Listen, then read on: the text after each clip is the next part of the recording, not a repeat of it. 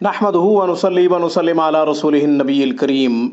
آج کی گفتگو میں اہم وظیفہ، بہت ہی خاص قرآنی عمل اور اس کی خاص تعداد، غیب سے رزق حاصل کرنے کا اور مالا مال ہونے کا خصوصی عمل، جو کہ ہر مرد عورت کو ضرورت ہے، ہر فرد کو ضرورت ہے، آپ کی خدمت میں پیش کر رہا ہوں۔ یہ اہم گفتگو آخر تک سماعت کیجیے گا۔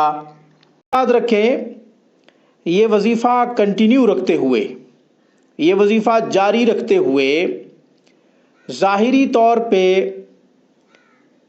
روزی روٹی کے لیے کوئی بھی کام کریں گے، چھوٹا سا کام کریں گے،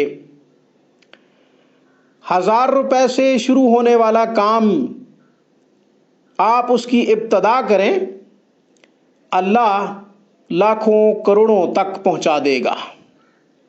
ظاہری کوئی نہ کوئی سبب ہونا چاہیے، چائے کا کھوکھا کیوں نہ ہو، چائے کا ٹھیا کیوں نہ ہو، کچھ نہ کچھ ہونا چاہیے۔ یہ نہیں ہے کہ صرف وظیفہ پڑھنا ہے، یہ نہیں ہے کہ صرف قرآنی عمل کرنا ہے، گھر بیٹھے رہنا ہے، کوئی کاروبار نہیں کرنا، نقل و حرکت نہیں کرنی، ایسا نہیں ہے، بلکہ وظیفہ بھی پڑھیں، ساتھ ساتھ روزی روٹی کے لیے، بہترین حلال معاش کے لیے ظاہری کوشش بھی کریں۔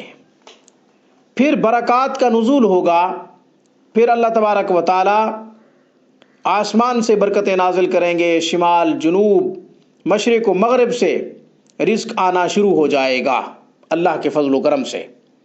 آج کا وظیفہ بڑا اکثیر، بڑا مجرب ہے۔ وظیفہ بتانے سے پہلے ایک واقعہ عرض کرتا چلوں۔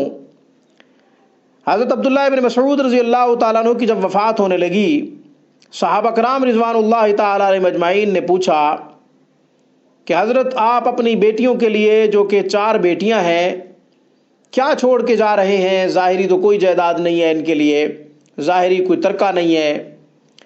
حضرت عبداللہ ابن مسعود رضی اللہ تعالیٰ عنہ، جن کا شمار اصحاب کبار میں ہوتا ہے، بڑے اصحاب میں ان کا شمار ہوتا ہے، مفسر قرآن بھی ہیں، انہوں نے فرمایا کہ میں نے اپنی 4 بیٹیوں کو سورۃ واقعہ یاد کروائی ہے، ان کو حفظ ہو چکی ہے، بلا ناغہ پڑھتی ہیں، ان کے لیے یہ سب سے بڑی دولت ہے۔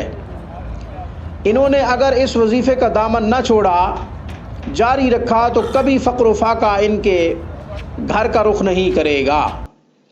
حضرت عبداللہ بن مسعود رضی اللہ تعالیٰ عنہ نے اپنی بیٹیوں کے لیے جو ترکہ چھوڑا، وہ سورۃ واقعہ کا چھوڑا۔ سبحان اللہ، کتنی بڑی بات ہے۔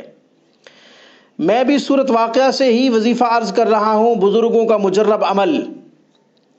آپ نے رزق کے لیے 3 دفعہ فجر کی نماز کے بعد سورۃ واقعہ کو پڑھنا ہے، اس نیت سے کہ اللہ تعالیٰ برکات کا نزول فرمائے اور بہترین معاش، حلال معاش نصیب ہو، اور اس کے لیے اسباب بنتے رہیں، راستے آسان ہوتے رہیں، ہموار ہوتے رہیں۔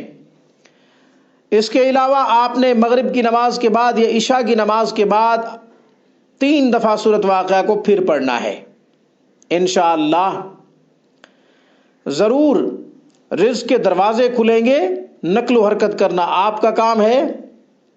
انشاءاللہ ضرور چاشت کی نماز بھی پڑھیں، 2 عمل عرض کر رہا ہوں، چاشت کی نماز بھی پڑھیں، سورۃ واقعہ کا عمل جو بتا چکا ہوں، 3 دفعہ صبح کی نماز کے بعد، 3 دفعہ مغرب یا عشاء کی نماز کے بعد سورۃ واقعہ پڑھیں، چاشت کی نماز پڑھیں۔ حضور نبی کریم صلی اللہ علیہ وسلم کا ارشاد ہے کہ روزی تلاش کرو چاشت کی نماز میں، انشاءاللہ ضرور ملے گی۔